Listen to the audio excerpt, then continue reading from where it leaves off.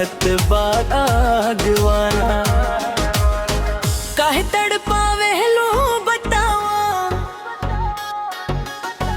हमरा धड़कन के मत सतावा।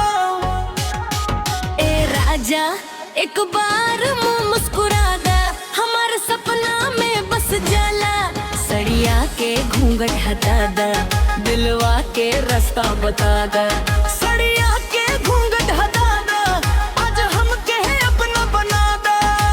सड़िया के घूंघट हटा दा, दिलवा के रास्ता बता दा।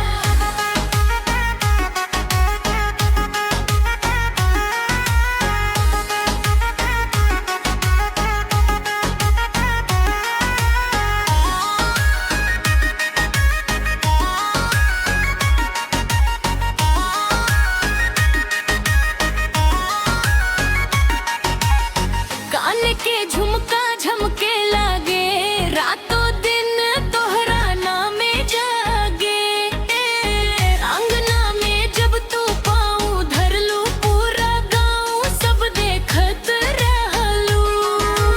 हम ना मांगत सोना चांदी, मांगत बानी बस तोहर हंसी।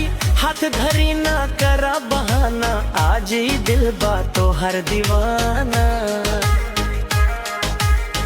काहे तड़पावे लो बतावा, हमरा धड़कन के मत सतावा। ए राजा एक बार मुस्कुरा दा, हमारे सपना में बस जाला। सड़िया के घूंघट हटा दा, दिलवा के रास्ता बता दा।